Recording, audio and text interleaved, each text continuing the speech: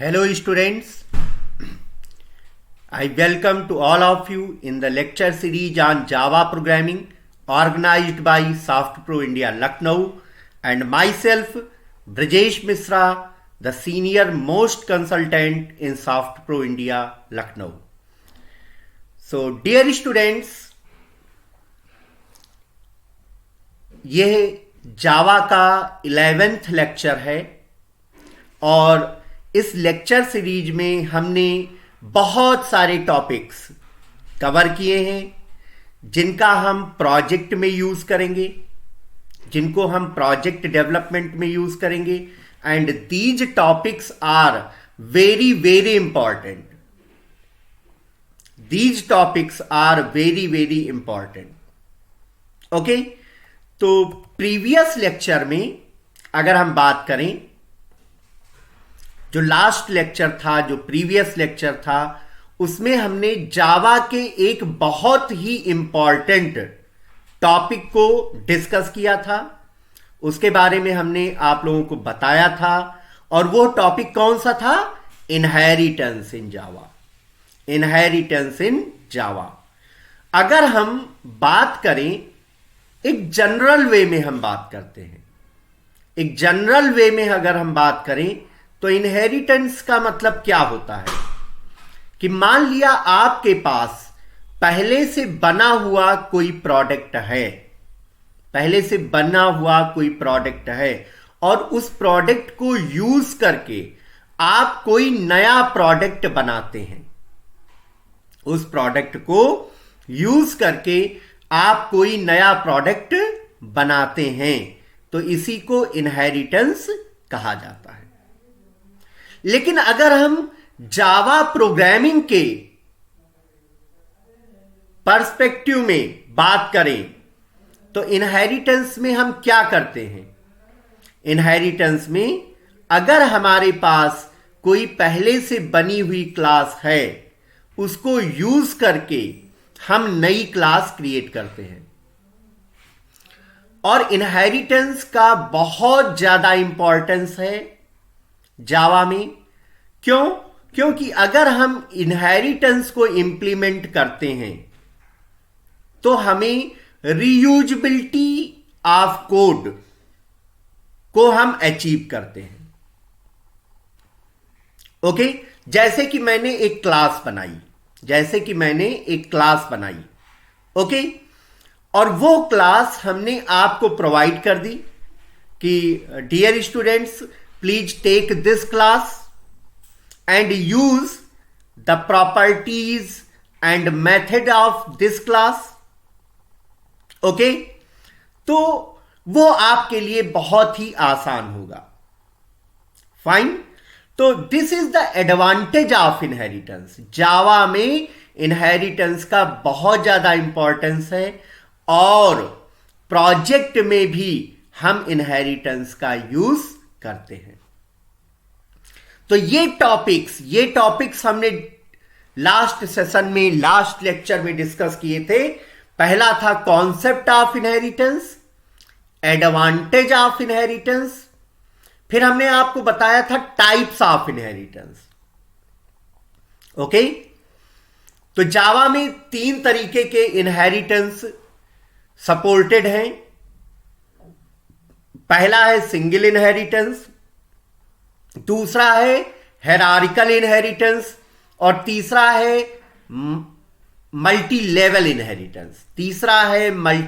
Inheritance.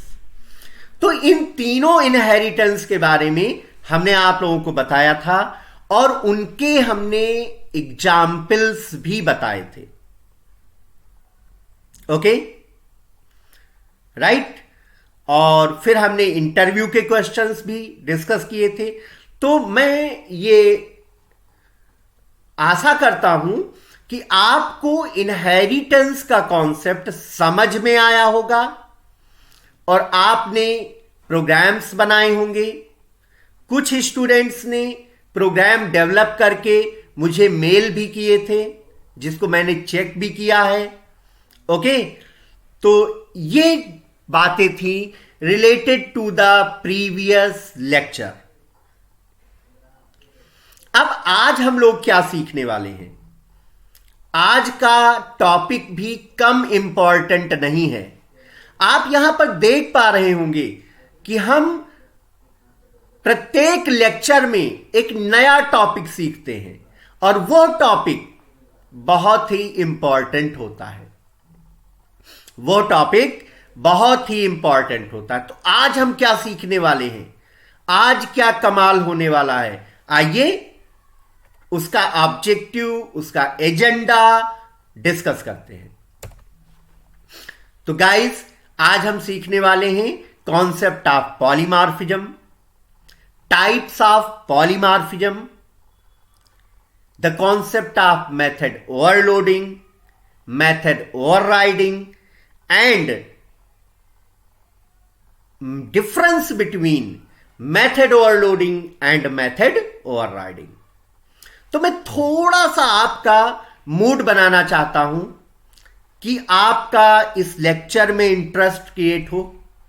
Polymorphism का मतलब क्या होता है, बिल्कुल शुद्ध देसी भाषा में समझिए, बिल्कुल शुद्ध देसी भाषा में समझिए। पॉलीमॉर्फिज्म दो वर्ड से मिलकर बना है, एक है पॉली और दूसरा है मार्स। पॉली एंड मार्स, ये दोनों ग्रीक वर्ड है। पॉली एंड मार्स, ये दोनों ग्रीक वर्ड्स हैं। पॉली का मतलब होता है मैनी और मार्स का मतलब होता है फार्म्स। मार्स का मतलब होता है फार्म्स। तो दोनों को हम अगर मिलाएं तो पॉलीमॉर्फ का मतलब क्या होता है? Many farms. पॉलीमॉर्फ्स का मतलब क्या होता है? Many farms. तो पॉलीमॉर्फिज्म क्या हुआ? पॉलीमॉर्फिज्म क्या हुआ? Polymorphism means one thing many farms. One thing many farms.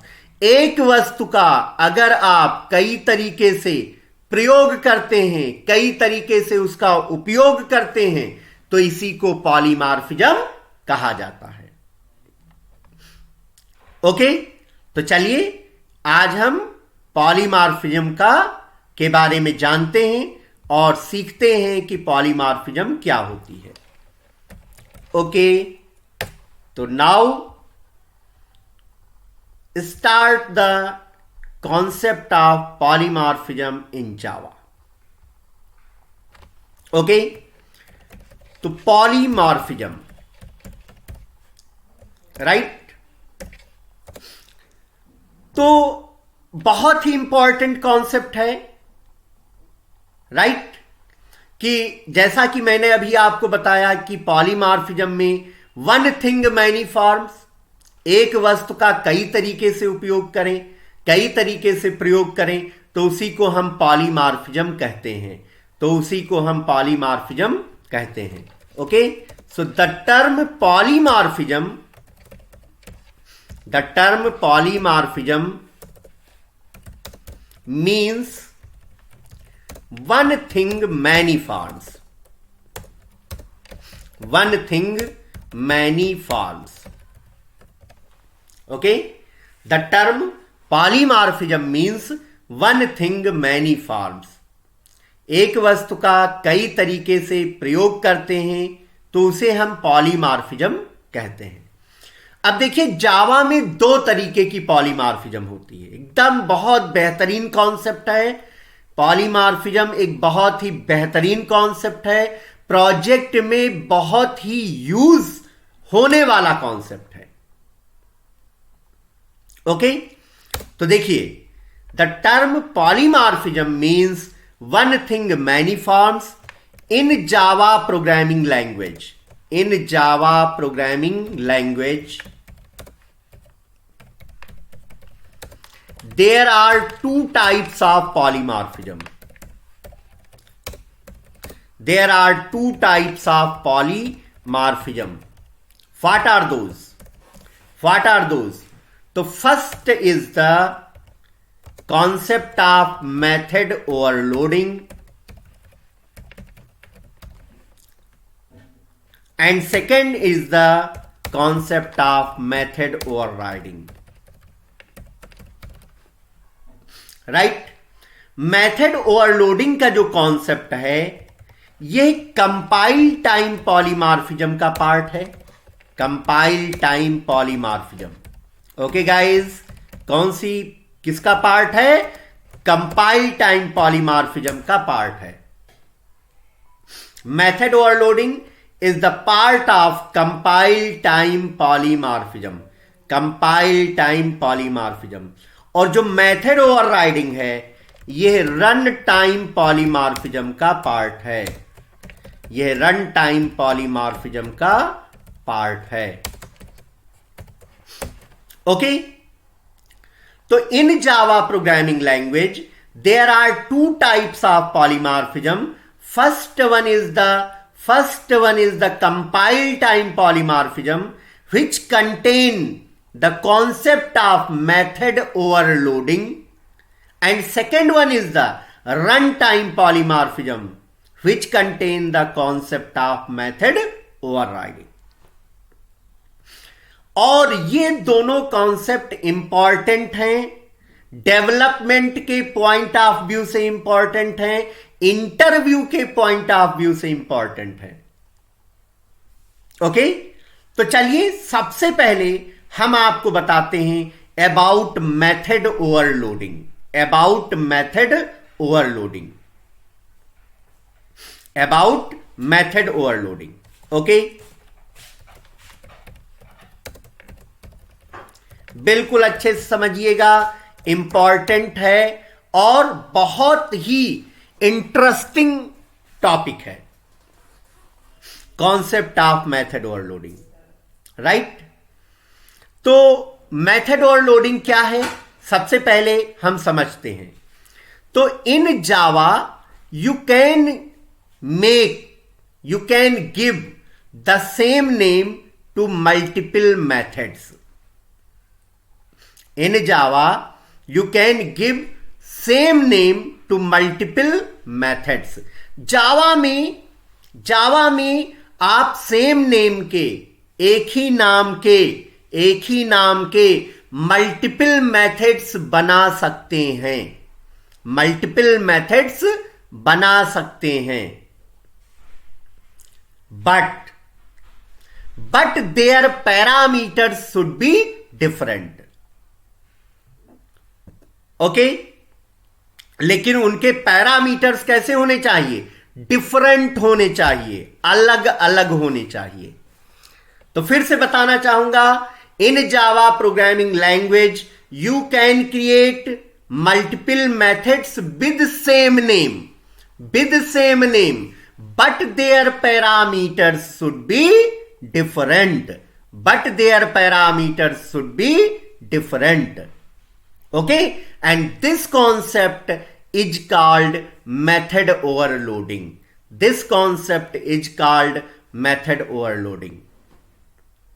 Okay, मतलब आप सेम नेम के कई मेथड बना लीजिए, बस उनके पैरामीटर जो हैं उनको आप अलग अलग कर दीजिए। राइट, तो चलिए अब हम आपको बताते हैं। मैंने आपको मेथड ओवरलोडिंग समझा दिया, मेथड ओवरलोडिंग के बारे में हमने आपको समझा दिया। अब मैं इसके बारे में लिखना चाहता हूं, डेफिनीशन की तरह लिखूंगा, लेकिन आपको इस डेफिनीशन का रट्टा नहीं मारना है। इस डेफिनीशन को आपको रटना नहीं है, बिल्कुल नहीं रटना है, आपको समझना है। Okay, so you can say in Java you can create same multiple methods with the same name, but their parameters should be different। In Java you can create multiple method with the same name but their parameters should be different, but their parameters should be different. Okay, based on method parameters, it is decided at compilation time that which method call from where,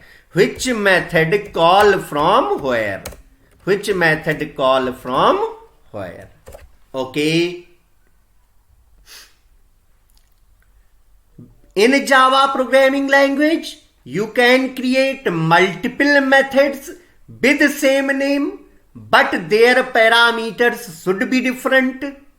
And based on method parameters, it is decided at compilation time that which method call from where.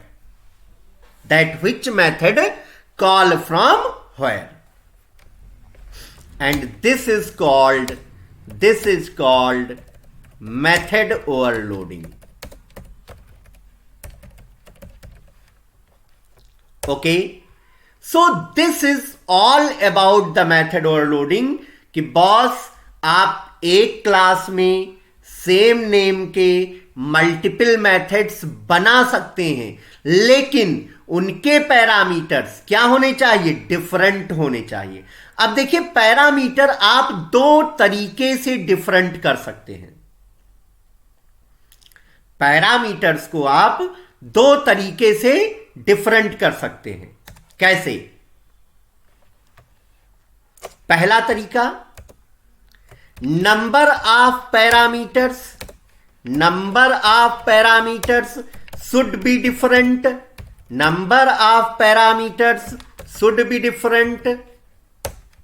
पहला तरीका कि आप जो method बनाएं उनमें number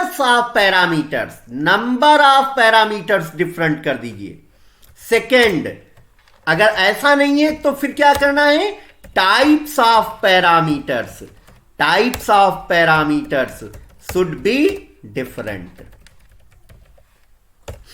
okay, या तो आप नंबर ऑफ पैरामीटर्स डिफरेंट कर दीजिए या फिर आप टाइप ऑफ पैरामीटर डिफरेंट कर दीजिए. ओके, तो इसका एडवांटेज हमें क्या मिला मेथड ओवरलोडिंग का? देखिए, सबसे ज्यादा जो प्रॉब्लम आती है प्रोजेक्ट में वो होता है नेम डिसाइड करना. ओके, डिक्लेरेशन की सबसे ज्यादा प्रॉब्लम होती है. जैसे कि मैं आपको बताना चाहता हूं, आपने एरे का कॉन्सेप्ट पढ़ा. एरे को क्यों इंट्रोड्यूस किया गया, क्या इसका रीजन था? क्योंकि अगर हमें 10 स्टूडेंट्स के मार्क्स स्टोर करने हैं तो या तो हम 10 वेरिएबल्स डिक्लेयर करें या फिर हम एक एरे डिक्लेयर करें जिसका साइज 10 हो. तो 10 वेरिएबल्स को क्रिएट करना, उनको एक्सेस करना, उनको मैनेज करना, यह टफ टास्क था. तो इसलिए एरे का यूज किया गया. तो ठीक वैसे ही अगर आपका प्रोजेक्ट बहुत बड़ा होता है तो वहां पर आपको यह डिसाइड करने में प्रॉब्लम होगी कि हम कौन कौन से मेथड्स बनाएं. राइट? तो इसका सॉल्यूशन पॉलीमॉर्फिज्म में दिया गया कि आप सेम नेम के मल्टीपल मेथड्स बना सकते हैं. बस एक काम आपको करना है कि उनके पैरामीटर्स आपको डिफरेंट देने हैं. Parameters should be different. Okay, so this is the advantage of method overloading. Okay, so now this is the time to make a program by using concept of method overloading. Okay, so all of you ready to make the program? Yes. तो चलिए सबसे पहले command prompt open करते हैं हमारा जो work space है जहां पर हम अपने प्रोग्राम्स बना रहे हैं वो ई ड्राइव में है। ई ड्राइव में एक फोल्डर है जिसका नाम है जावा प्रॉक्स, जिसका नाम है जावा प्रॉक्स। तो मैंने जावा प्रॉक्स फोल्डर को ओपन किया। जावा प्रॉक्स फोल्डर के अंदर हमने एक फोल्डर बनाया है ऊप्स फोल्डर, तो हमने ऊप्स फोल्डर को ओपन किया, राइट। और फिर हम यहां पर प्रोग्राम बनाने जा रहे हैं, तो हमने लिखा नोटपैड ओवरलोडिंग डेमो डॉट जावा। फाइल का नाम हमने दिया ओवरलोडिंग डेमो डॉट जावा, ठीक है। अब इस प्रोग्राम में हम करना क्या चाहते हैं? इस प्रोग्राम में हम मेथड ओवरलोडिंग को इंप्लीमेंट करेंगे। इस प्रोग्राम में हम मेथड ओवरलोडिंग को इंप्लीमेंट करेंगे, ठीक है। तो कैसे इंप्लीमेंट करना है? हम यहां पर एक क्लास बनाएंगे। हम यहां पर एक क्लास बनाएंगे जिसका नाम होगा फिगर। जिसका क्या नाम होगा? फिगर नाम होगा, फिगर, ओके। और फिगर क्लास में हम दो मेथड बनाएंगे, दोनों का नेम सेम होगा। दोनों का नाम हम देंगे एरिया। दोनों का नाम क्या देंगे? एरिया। लेकिन पैरामीटर्स दोनों के डिफरेंट दे देंगे। दोनों के पैरामीटर्स डिफरेंट दे देंगे, राइट। तो मैं पहले पर्पज आपको बताना चाहता हूं कि write program to demonstrate concept of method overloading.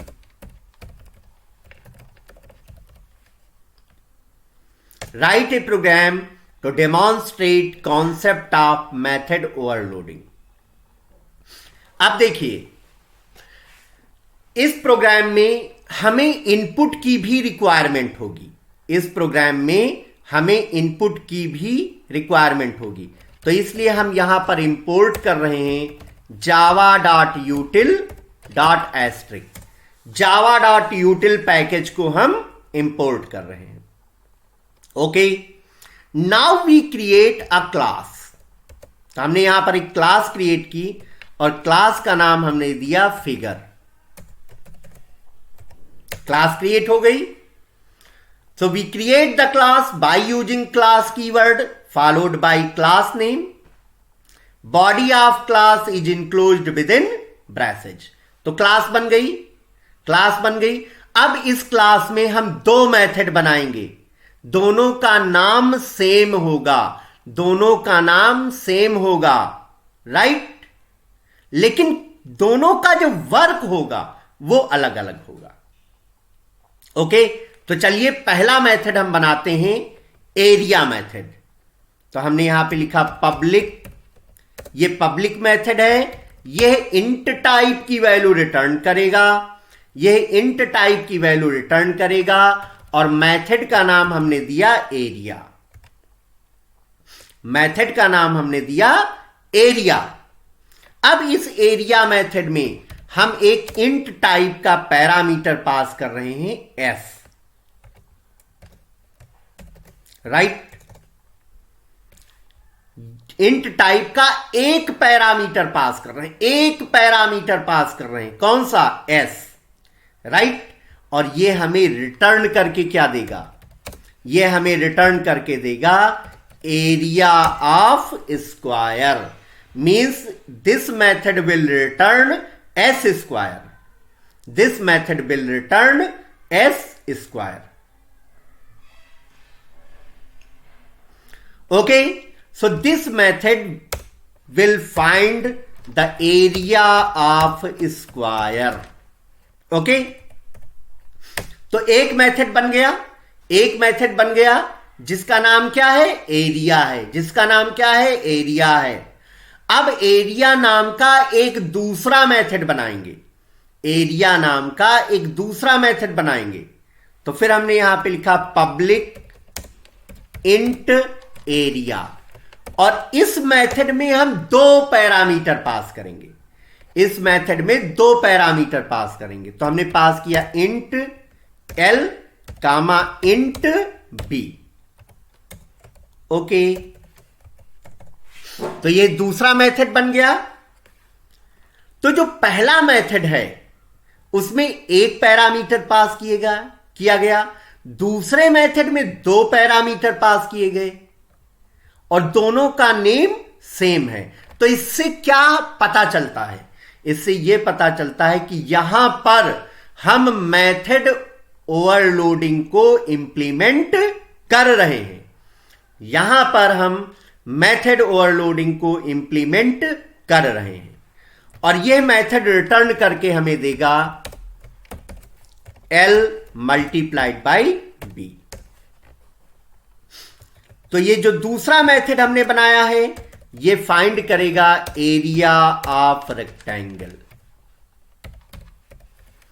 Area of rectangle. तो इस तरीके से हमने एक क्लास बनाई और उस क्लास में मेथड ओवरलोडिंग को हमने इंप्लीमेंट किया। हमने सेम नेम के दो मेथड बनाए, दोनों का नाम हमने सेम दिया एरिया। एक मेथड में जो पहला मेथड हमने बनाया उसमें एक पैरामीटर पास किया, जो दूसरा मेथड हमने बनाया उसमें दो पैरामीटर पास किए। जो पहला मेथड है वो स्क्वायर का एरिया निकाल रहा है और जो दूसरा मेथड है वो रेक्टेंगल का एरिया फाइंड कर रहा है। Okay, fine. अब देखिए, अब हम इस क्लास को टेस्ट करेंगे। अच्छा, क्लास को टेस्ट करने का क्या मतलब होता है? क्लास को टेस्ट करने का मतलब होता है कि make the object of that class and call the methods. Okay, तो अब हम क्लास की टेस्टिंग करेंगे और क्लास को टेस्ट करने के लिए हम यहां पर मेन मेथड की क्लास बनाएंगे। तो हमने यहां पर क्लास क्रिएट किया ओवरलोडिंग डेमो। क्लास का नाम हमने दिया overloading demo. Clear? Overloading demo. अब इस क्लास के अंदर हम मेन मेथड बनाएंगे by using public static wide main, और इस मेन मेथड में स्ट्रिंग टाइप की एरे पास करेंगे। Okay, clear? स्ट्रिंग टाइप की एरे पास करेंगे। अब सबसे पहले मेन मेथड में हम वेरिएबल्स को क्रिएट कर लेते हैं। तो हमने इंट टाइप का वेरिएबल लिया, S for the side of square, L for length of rectangle, B for width of rectangle, A1 for area of square and A2 for area of rectangle। तो हमने total 5 variables हमने यहां पर declare किए। Right? S मैं एक बार फिर से रिपीट करूंगा, मैं एक बार फिर से आपको बताना चाहूंगा। एस क्या है? S is the side of square, ये स्क्वायर के साइड के लिए यूज करेंगे। L length of rectangle, B width of rectangle, A1 for area of square and A2 for area of rectangle. तो वेरिएबल्स हमने डिक्लेयर कर लिए। अब हम यहां पर फिगर क्लास का ऑब्जेक्ट क्रिएट करेंगे। तो हमने यहां पर लिखा figure, this is the class name, fig this is the variable name, equal to new figure. अब देखिए, ऑब्जेक्ट क्रिएट करना हम कई बार आपको बता चुके हैं कि जावा में आप ऑब्जेक्ट को कैसे क्रिएट करते हैं। How you can create object in Java. Okay, तो हमने यहां पर फिगर क्लास का ऑब्जेक्ट क्रिएट किया। अब चूंकि हमें यूजर से इनपुट भी लेना है, तो इनपुट लेने के लिए हम स्कैनर क्लास का ऑब्जेक्ट क्रिएट करेंगे। तो हमने यहां पे लिखा scanner, SC equal to new scanner, और ब्रैकेट में हमने पास किया सिस्टम डॉट इन। ओके, अब हमें मेथड्स कॉल करने हैं, एरिया मेथड कॉल करना है। तो सबसे पहले हम स्क्वायर की साइड इनपुट कराएंगे। सबसे पहले हम स्क्वायर की साइड इनपुट कराएंगे। तो हमने यहां पर लिखा system dot out dot print, bracket में डबल कोट्स में मैसेज दिया इंटर साइड ऑफ स्क्वायर।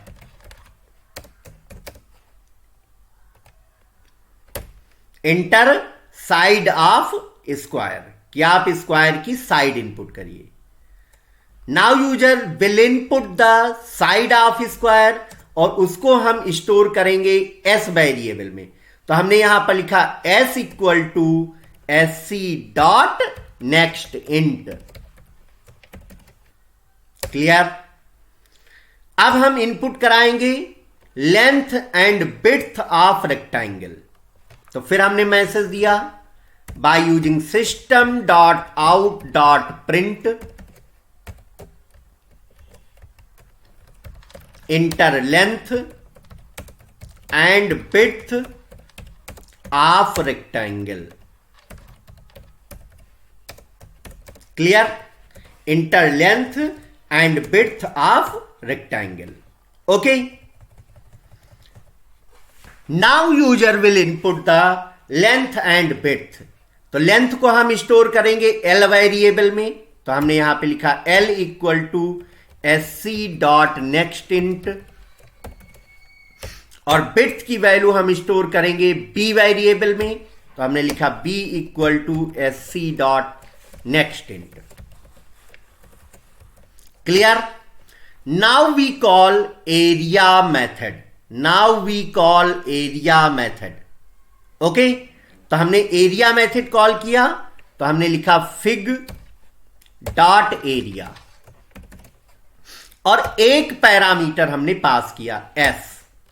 तो जब आपने एक पैरामीटर पास किया तो यह कंपाइल टाइम पर ही डिसाइड हो जाएगा कि हमें कौन सा मेथड इससे कॉल होगा। ये जो पहला मेथड है जिसमें एक पैरामीटर है, यह वाला मेथड कॉल होगा, और यह क्या फाइंड करेगा? Area of square. तो जो रिटर्न वैल्यू है उसको हम A1 वेरिएबल में स्टोर कर रहे हैं। उसको हम कहां स्टोर कर रहे हैं? A1 वेरिएबल में। ओके, अब फिर से हम एरिया मेथड कॉल करेंगे, और अब की बार दो पैरामीटर पास करेंगे। अब की बार दो पैरामीटर पास करेंगे। तो हमने यहां पे लिखा फिग डॉट एरिया, और हमने दो पैरामीटर पास किए L comma B।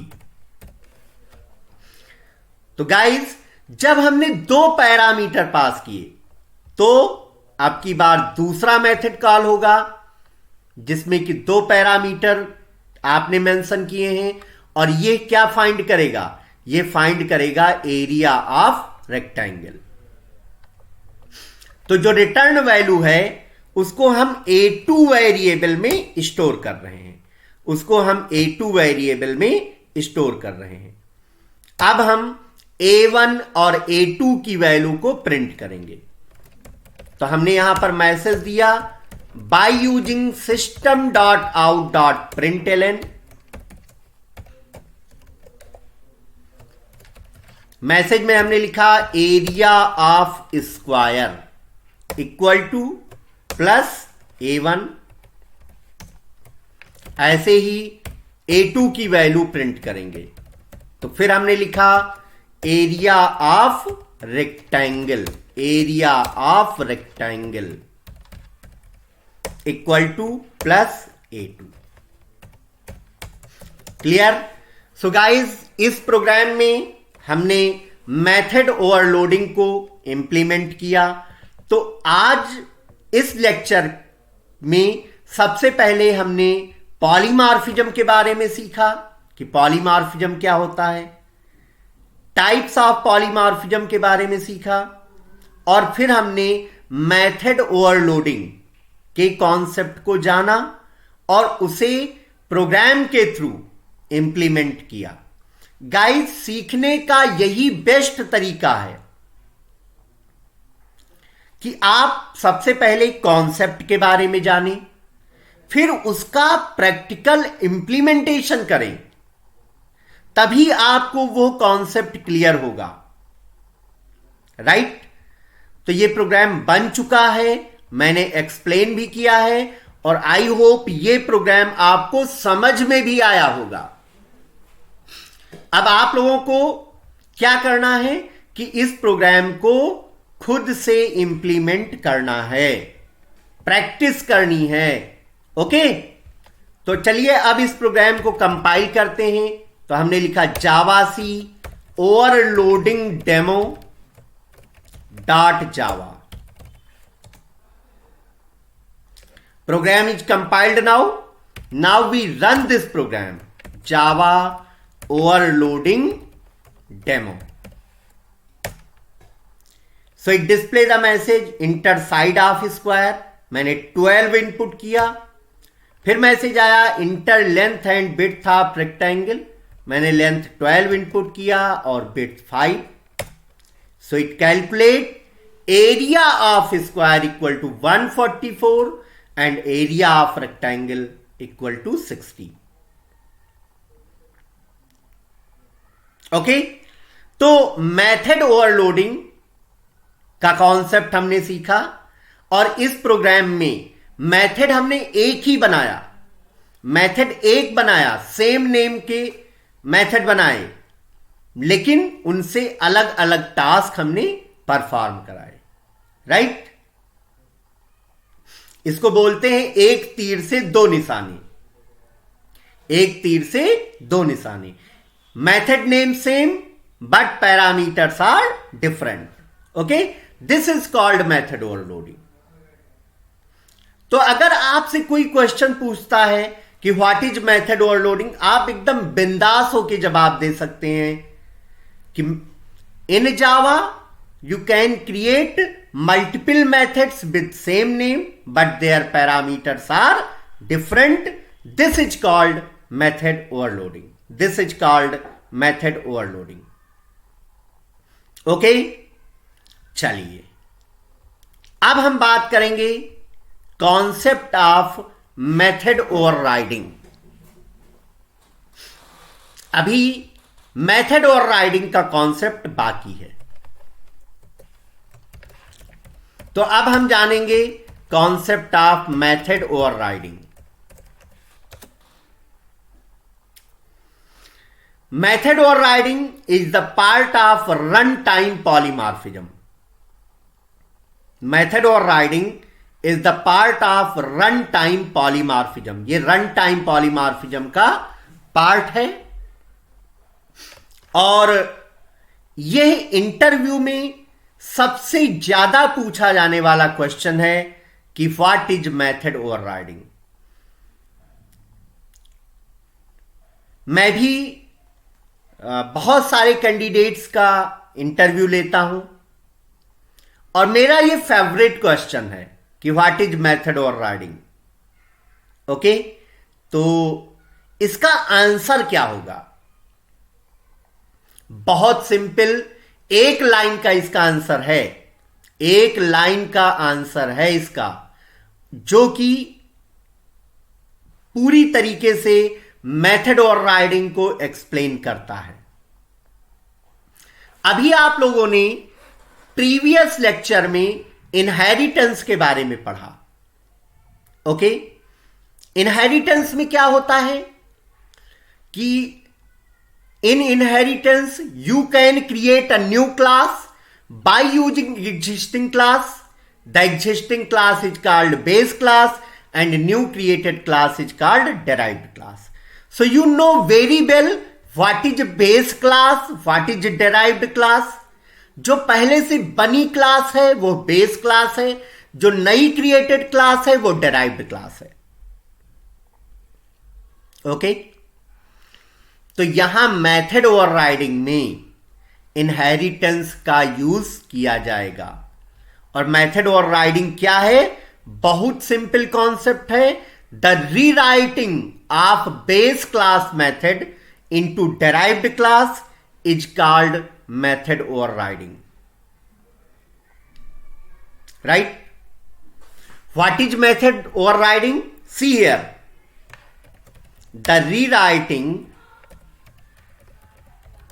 the rewriting of base class method into derived class is called method overriding.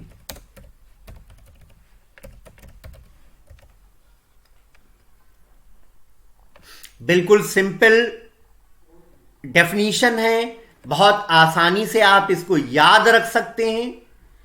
अगर आपसे इंटरव्यूअर क्वेश्चन करता है कि व्हाट इज मेथड ओवरराइडिंग, तो आप सिंपल से आंसर कर सकते हैं, the rewriting of base class method into derived class is called method overriding. Okay, अब देखिए मेथड ओवरराइडिंग के कुछ रूल्स होते हैं। मेथड ओवरराइडिंग के कुछ रूल्स होते हैं, तो उन रूल्स को देख लीजिए। Rules for method overriding. Rules for method overriding. तो पहला रूल है, फर्स्ट रूल है the class must be inherited. जिस क्लास के मेथड को आप ओवरराइड करना चाहते हैं, उस क्लास को सबसे पहले आपको इनहेरिट करना होगा, उस क्लास को इनहेरिट करना होगा। तो class must be inherited, class must be inherited. Okay, second rule क्या है? दूसरा रूल क्या है कि base class method name and derived class method name must be same. Right? जो बेस क्लास में आपने मेथड का नाम दिया है और जिसे आप डेराइव्ड क्लास में ओवरराइड करना चाहते हैं, दोनों का नाम बिल्कुल डिक्टो सेम होना चाहिए। राइट? तो base class method name and derived class method name must be same. Third rule है, base class method parameter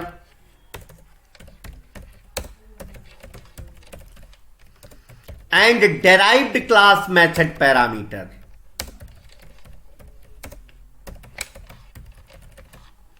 must be same. Okay, base class में जो मेथड है जिसको आप ओवरराइड करना चाहते हैं, उसके पैरामीटर्स, और डेराइव्ड क्लास में जो मेथड आप बना रहे हैं उसके पैरामीटर्स दोनों सेम होने चाहिए। राइट? फोर्थ रूल है, base class method return type and derived class method return type can be same. तो मेथड ओवरराइडिंग के ये 4 रूल्स हैं। एक बार रिवाइज करके बताना चाहूंगा, what is method overriding? So the rewriting of base class method into derived class is called method overriding. Method overriding के 4 rules हैं। पहला rule, class must be inherited. जिस क्लास के मेथड को आप ओवरराइड करना चाहते हैं, वो क्लास आपको इनहेरिट करनी होती है। दूसरा रूल, बेस क्लास का जो मेथड है उसका नेम और डेराइव्ड क्लास का मेथड नेम सेम होना चाहिए। तीसरा रूल, बेस क्लास के मेथड के पैरामीटर और डेराइव्ड क्लास के मेथड पैरामीटर सेम होने चाहिए। चौथा रूल, बेस क्लास के मेथड का रिटर्न टाइप और डेराइव्ड क्लास के मेथड का रिटर्न टाइप सेम होने चाहिए। Right? So this is all about method overriding. Okay, अब now this is the time to make a program. Now this is the time to make a program. Okay,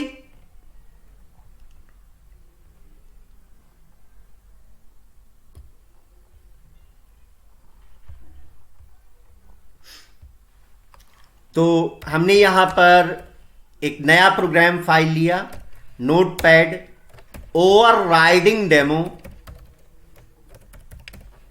dot Java.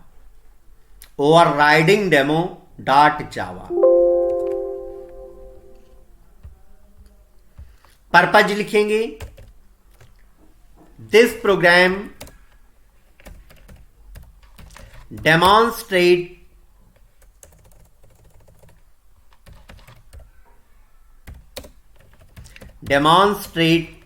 concept of method overriding। ओके, तो देखिए हम करेंगे क्या, हम क्या करने वाले हैं, समझिएगा। हम एक क्लास बनाएंगे, जिसका नाम होगा ए। राइट? इस क्लास में हम दो मेथड क्रिएट करेंगे, एक M1 मेथड और एक M2 मेथड। बहुत सिंपल एग्जाम्पल के थ्रू आपको समझाना चाहेंगे। हम एक क्लास बनाएंगे, इस क्लास में हम दो मेथड बनाएंगे, M1 और M2। फिर हम इस क्लास को इनहेरिट करके एक नई क्लास बनाएंगे। क्लियर? इस क्लास को इनहेरिट करके हम एक नई क्लास बनाएंगे बी।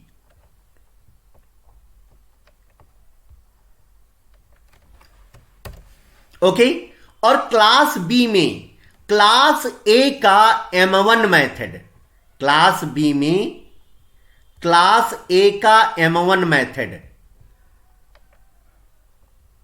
हम ओवरराइड करेंगे। क्लास बी में क्लास ए का M1 मेथड हम ओवरराइड करेंगे। तो क्लास बी में हम M1 मेथड बनाएंगे और एक और मेथड बनाएंगे M3। ओके, तो क्लास बी में हम क्या करेंगे, क्लास बी में हम क्या करने वाले हैं, तो here we override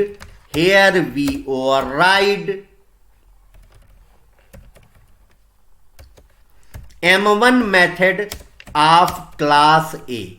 यहां पर हम क्लास ए का M1 मेथड ओवरराइड करेंगे। तो ऐसा कुछ इस प्रोग्राम का ऑब्जेक्टिव है, ऐसा कुछ इस प्रोग्राम का ऑब्जेक्टिव है जो हमें इंप्लीमेंट करना है। ठीक है? ओके, अब देखिए, अब हमने यहां पर एक क्लास बनाई। इस प्रोग्राम में किसी भी इनपुट की जरूरत नहीं है, तो यहां पर हम java.util पैकेज इंपोर्ट नहीं करेंगे। तो हमने यहां पर एक क्लास बनाई ए। क्लास ए में हम दो मेथड बनाएंगे according to our objective, M1 and M2। तो दो मेथड हम बनाने जा रहे हैं। पहला मेथड हमने बनाया पब्लिक वाइड M1।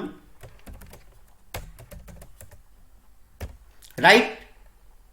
पहला मेथड हमने बनाया जो कि पब्लिक मेथड है, जो कोई भी वैल्यू रिटर्न नहीं करेगा, और मेथड का नेम है M1। इस मेथड में हमने एक मैसेज दिया, by using system.out.println M1 of A. Right?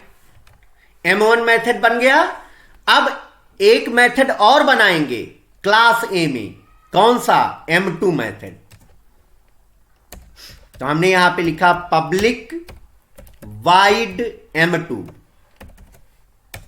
Public wide M2, और M2 मेथड में हमने मैसेज दिया by using system dot out dot println M2 of A।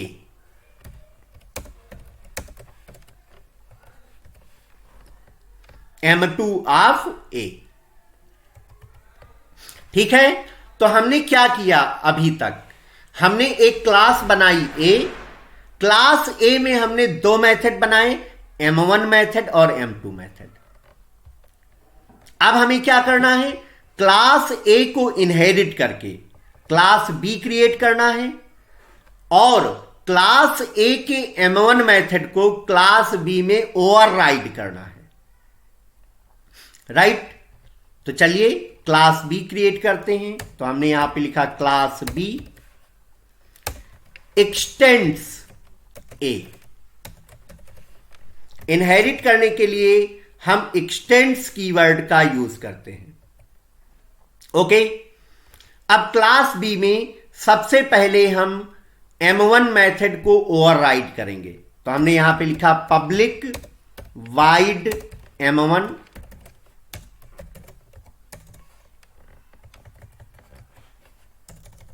M1 method हमने क्रिएट किया और इसमें हमने मैसेज दिया by using system dot out dot println M1 of A, not A, M1 of B, okay, M1 of B। फिर हमने class B में ही एक मेथड और बनाया, public wide M2 M3, public wide M3, और M3 मेथड में हमने एक मैसेज दिया by using system dot out dot println M3 of B, M3 of B। तो इस तरीके से दोनों क्लासेज क्रिएट हो गई हैं, क्लास A और क्लास B। और क्लास A को इनहेरिट करके हमने क्लास B क्रिएट की है और क्लास B में क्लास A के M1 मेथड को ओवरराइड किया गया है। अब आइए इन क्लासेज को टेस्ट करते हैं, राइट। तो टेस्ट करने के लिए हम मेन मेथड की क्लास बनाएंगे। तो हमने यहां पर मेन मेथड की क्लास बनाई, लिखा क्लास ओवरराइडिंग डेमो, और इसके अंदर हमने मेन मेथड बनाया by using public static wide main, और मेन मेथड में हमने स्ट्रिंग टाइप की अरे पास की, ओके। अब हमारे पास दो क्लासेज हैं, एक क्लास A है और एक क्लास B है। तो अगर हम क्लास A का ऑब्जेक्ट बनाते हैं, क्लास A का ऑब्जेक्ट हमने बनाया capital A, A1 equal to new A। तो बताइएगा कि यह कितने मेथड कॉल करेगा। अगर आप क्लास A का ऑब्जेक्ट बनाते हैं, अगर आप क्लास A का ऑब्जेक्ट बनाते हैं तो यह दो मेथड कॉल करेगा। कौन कौन से, M1 और M2। तो हमने यहां पे लिखा A1 dot M1 and A1 dot M2। हमने क्लास A का ऑब्जेक्ट बनाया, तो यह जो ऑब्जेक्ट है ये क्लास A के दोनों मेथड को कॉल कर लेगा। तो A1 डॉट M1 का क्या आउटपुट आएगा, इसका आउटपुट आएगा M1 ऑफ A, और A1 डॉट M2 का क्या आउटपुट आएगा, M2 ऑफ A, ठीक है। तो इस तरीके से हमने क्लास A का ऑब्जेक्ट बना करके और दो मेथड कॉल किए, राइट। अब अगर आप क्लास B का ऑब्जेक्ट बनाते हैं, तो हमने क्लास B का ऑब्जेक्ट बनाया B1 equal to new B,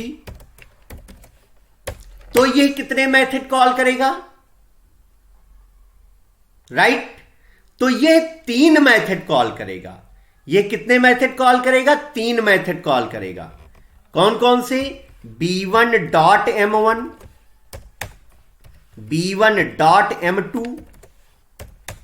b1.m3, ये 3 मेथड कॉल करेगा।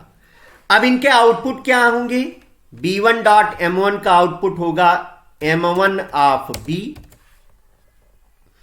b1.m2 का आउटपुट होगा m2 ऑफ a, और b1.m3 का आउटपुट होगा m3 ऑफ b.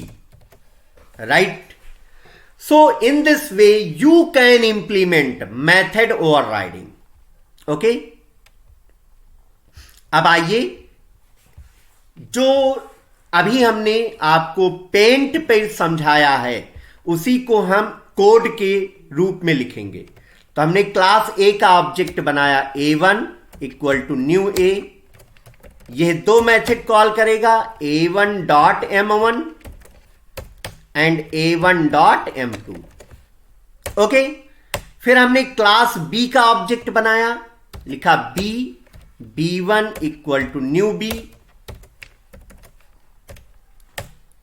फिर हम कॉल करेंगे मेथड्स को, तो b1.m1,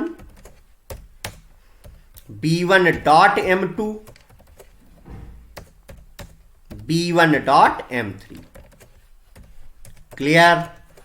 तो ये प्रोग्राम था related to the method overriding.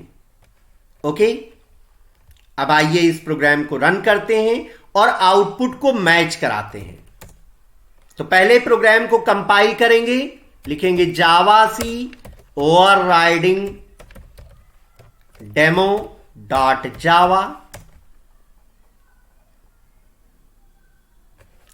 फिर हमने लिखा जावा ओवरराइडिंग डेमो.